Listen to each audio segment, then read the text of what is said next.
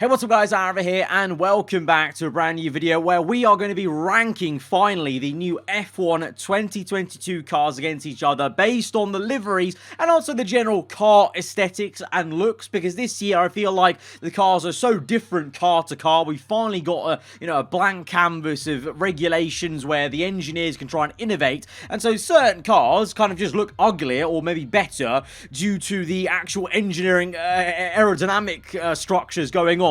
Obviously, the engineers don't care about aesthetics. They're just going for what is going to perform the best, but obviously that will determine what the car looks like, and you can obviously have an opinion on what that is, if it's aesthetically pleasing or not. So finally, Alfa Romeo have unveiled their new car, literally just gone by yesterday early morning, so we can finally rank all 10 teams based off the actual liveries they're going to be running for the majority of the season. I say that because, of course, Alpine have got a temporary livery for the first two rounds, but we're going to base it off the livery they're all going to be using for most of the season. We've got the usual tier list structure of the highest accolade I can give a team being biblical. We've got great, good, mid, and then the bin. Bin being, it kind of ruins the whole grid. It shouldn't be on there, and, you know, the grid would be better off without this livery on it. To be honest, this year's grid is very, very good looking, so we're going to find out if I'm actually going to put anything in the bin and what ones will actually make it up to biblical. And, you know, I think there's going to be a lot of debate in the comments about what makes good, great, and mid. So, as usual, let me know, sound off in the comments if you think I'm wrong or right, and what your picks would be. I'll also leave a link to this tier list template, so you can actually maybe even tweet me or just make one for your own and share it with your mates or whatever. If you go on to enjoy the video, hit the like button. You guys have been asking me so much to do a livery ranking, either on stream or a video, so here we are, finally here, doing a video. So we're going to start off with, I think for me, an obvious choice of a car that's going to go straight into biblical, because it was so damn sexy and such a good look. It epitomized what this car should look for what team it was, and that, I think you can maybe guess, of course, is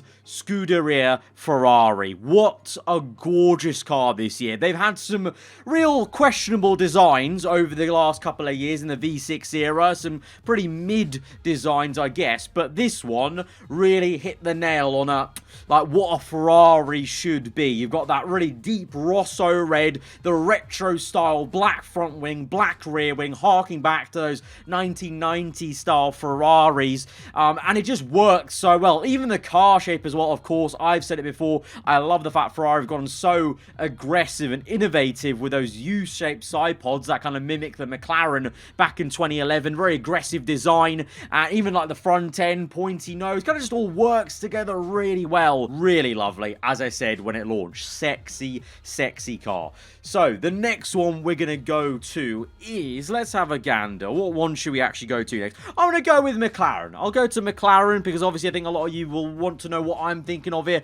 I wouldn't say I'm a McLaren fan, but obviously I do have to kind of support McLaren as a team due to the fact that obviously Lando is driving for McLaren. I would always like to see Lando do well in Formula 1. So, and obviously I have that affinity with McLaren because JB used to drive there. So I always like to see what McLaren do. This livery, it's polarizing. I said it looked great from the front, and I wasn't really too sure of it from the side. There's something off-putting about the shapes of the lines they've got for the blue, the black, even the orange as well. And without sponsors, this car is very plain. I'm very afraid about how kind of mid this car is going to look in the F1 game, because without the Velo sponsoring, which they're not allowed in the game, it is a very mid livery actually, in my opinion.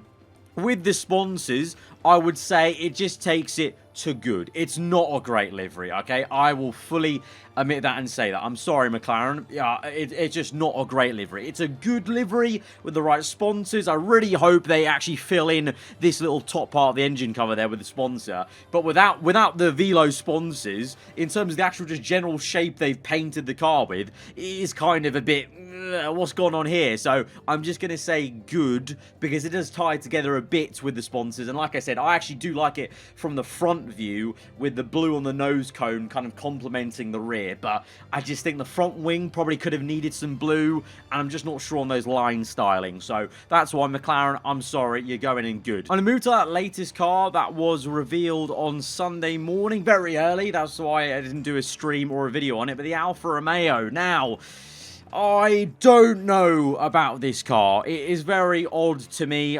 Sometimes I look at it and I'm like, oh, what is that? And then I've seen other photos on track in the right lighting, the right sunlight. Looks really awesome. You look closer in, zoomed into this car, and it looks really, really great.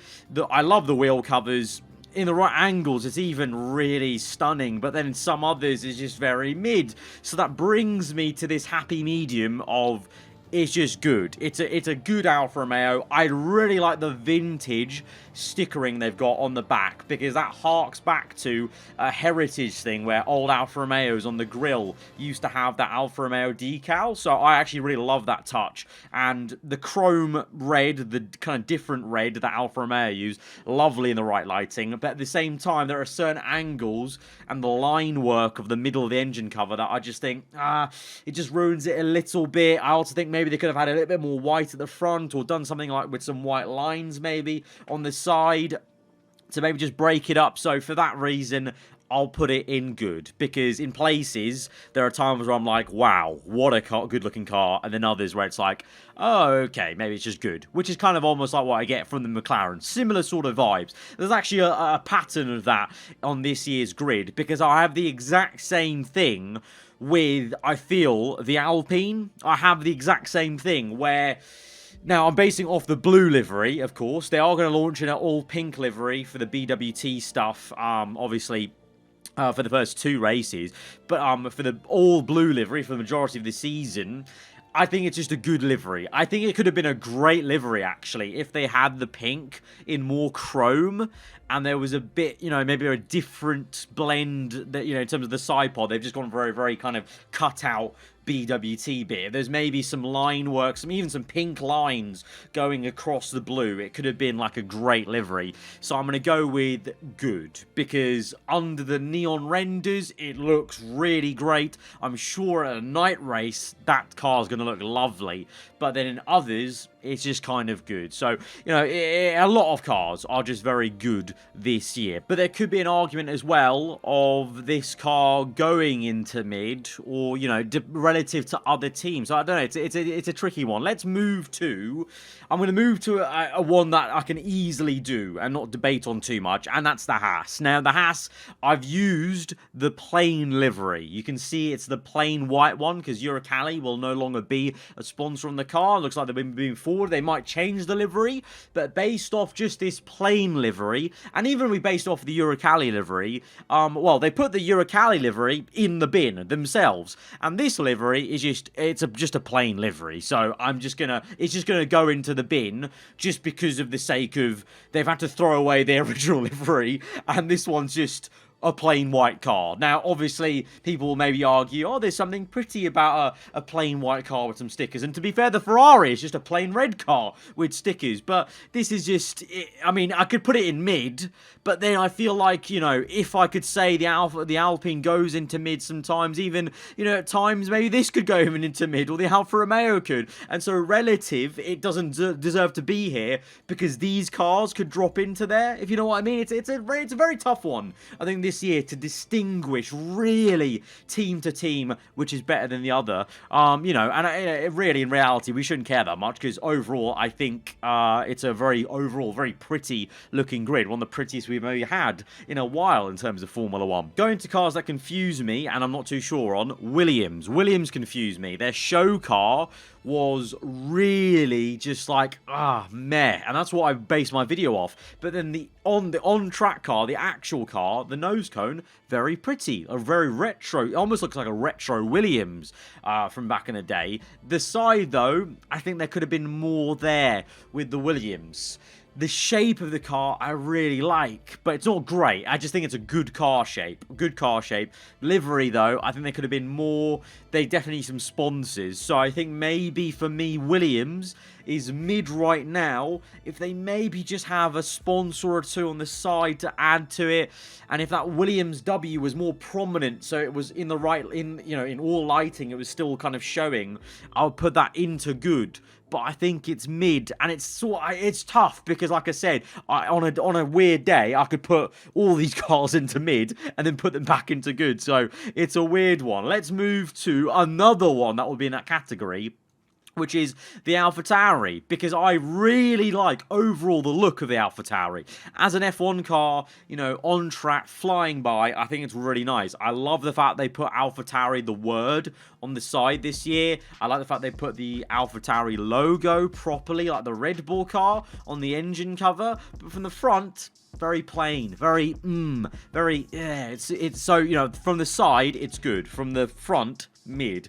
So where do I put it? There almost needs to be a middle category, but there can't be a middle between good and mid, because that is the definition, the distinction from good to middle ground. So I'm just gonna have to put middle ground. It's kind of half and half, really, which is weird because in my video I was very, very positive about the AlphaTauri, but in terms of this ranking in context versus other teams, is the AlphaTauri, I mean, it is. It's tough. It's tough. I don't know. These could all interchange. Let's move on. Let's put this there. Let's put this there for... I don't know. Let's put this there for now. I'm going to go to an easy one that I know where it belongs, and that is the Mercedes car. Now, people were disappointed it wasn't in black this year. I'll admit, the black Mercedes looked lovely, gorgeous, but they are the silver arrows, and so I can see why they've gone back to that. The renders looked biblical, looked really good. On track, though, just brought down a touch because of the way the chrome was and the lighting, not exactly as paying as it maybe was on the renders. So that's why I'm going to put Mercedes in the great category. It looks really good. I love the cropped nose as well. Car shape wise, the Mercedes is really lovely, as Mercedes always are, aggressive, some innovative designs. I like the cropped nose. The same with the Aston Martin. I like the cropped nose on that car, and it's with the Red Bull as well. I like the Red Bull with the cropped nose as well. I like that style of nose cone. So I think Mercedes, for me, great. I really like them back in silver, actually. And in the right lighting, really, really beautiful. Red Bull, now. Car shape, crazy, bonkers. Adrian Newey doing a madness. And Red Bull's car shape, lovely and aggressive.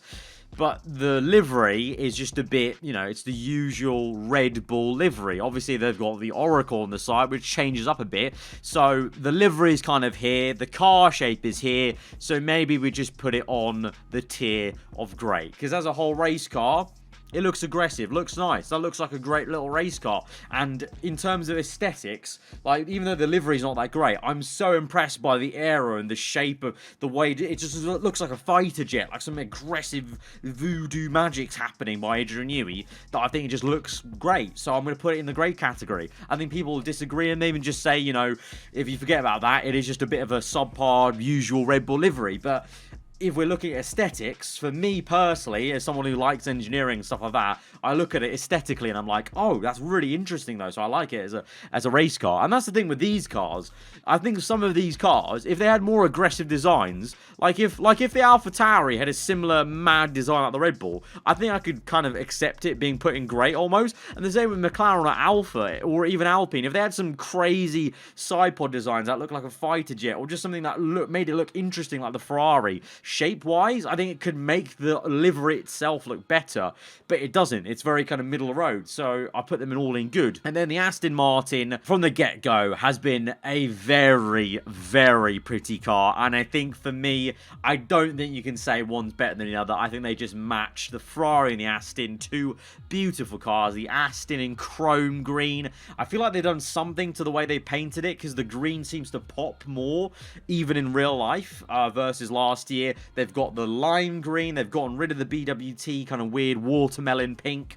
And it just works really well as Aston Martin Racing. And so that has got to be in biblical. But this is weird. Don't, before you comment below and, have at me with this, I think this is a very tough grid to rank, because really, I think even the Haas is not that bad. It has to go in bin, because I think one car should be minimum in each category. Otherwise, that's just cheating a little bit. But the Haas actually isn't that bad. There's something to be said about a clean white livery with the red. You know, that looks so much better than the Uralkali livery. But one's got to go in there, and because they literally bin their actual livery, I'll put it in bin.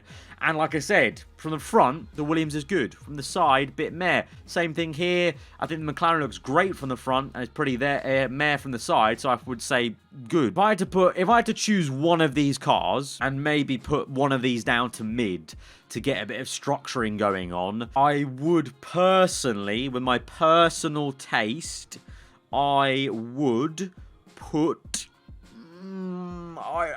it's a tough one, you know? It's a tough one. I would put the... I would definitely put this in mid, actually, because the front is so bland that it just goes down to mid if you had to push me on it, because it's unfortunate, because I really like the side. Maybe I just, you know, first impression of the AlphaTauri, I was blindsided by the front. But in reality, the front's too bland. And then the Williams, even though on track it looks pretty, overall, I just think they could have done something a bit jazzier.